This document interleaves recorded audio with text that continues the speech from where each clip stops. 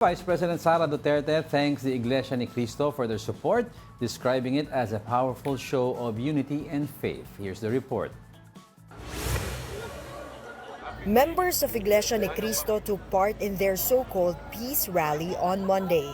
In Quirino Grandstand in Manila, the crowd reportedly reached around 1.5 million. They insist that this was not a political move.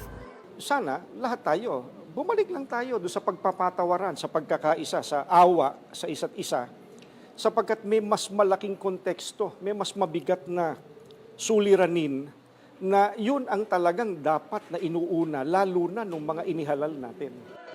The INC previously said that the rally was in support of President Bongbong Marcos's statement against the impeachment of Vice President Sara Duterte. Duterte thanked INC members for conducting the peace rally. Sa gitna ng tumataas na presyo ng bilihin, kahirapan, at iba pang suliranin, ang isang mapayapa at nagkakaisang Pilipinas ay hindi kailanman matitinag at paulit-ulit na aahon sa gitna ng hamon ng panahon. Some politicians were also present in the rally. Senator Bato de la Rosa, for one, maintained that any impeachment is ill-timed. Ayaw. Sinusuportahan ko yung pananawagan ng karamihan. And I hope the people behind the impeachment, hindi lang yung nag-file, yung mga nagpa-file dyan, nagagamit lang yan. May mga tao pa dyan sa likuran yan. Kung sino-sino yung mga tao nila gusto talaga ma-impeach si Bibi Sara, sana nakikinig sila sa mensahe na pinaparating nito mga kababayan natin. This mammoth crowd na andito ngayon na nagkakaisa, sana makinig sila. Malacanang meanwhile hopes that a peace rally would help shed light on issues being faced by the country. Simultaneous peace rallies were also held in Cebu, Albay, and Davao. For News 5, I'm Ria Fernandez. We are One News.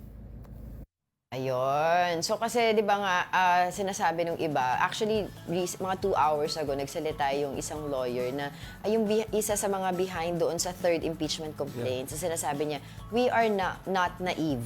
No, pertaining doon sa sinasabi daw ng rally na to na peace rally when in fact it's actually daw a support for Vice President Sara Duterte. Tsaka yung literal pakiusap ng COMELEC na huwag gamitin itong as a political platform. Yeah. Literal naman ito. Hindi nga kayo umakyat para magsalita at mag-deliver ng speech. But you were there with the same Being sign. there says a lot. With the same sign, lahat kayo, di ba, nagsumenya sila ng ganyan, nagpa-interview kayo about showing your true colors. Sumuway kayo sa utos ni SP Chis Escudero na do not talk about who you're supporting because kung umabot ang impeachment case sa Senado, kailangan impartial ang Senado. You'll see yung difference. Dito pa lang, inamin na nila But you'll see the difference between, a little difference between Senator Bato de la Rosa at saka Senator Robin Hood Padilla. Kasi Senator Padilla, outrightly sinabi niya na, hindi naman ako magpapaka-plastic pa or something to that effect,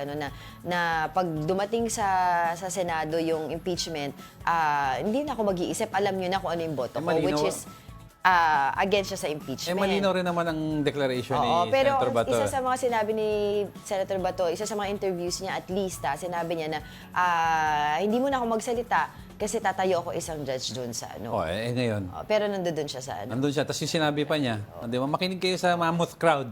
Diba? Pero sinasabi nga kasi daw ng mga members of Iglesia ni Cristo dahil dito sa kanilang peace rally ay wala daw silang, sinusuportahan nila si Pangulong Bongbong Marcos na wag ituloy yung impeachment complaint.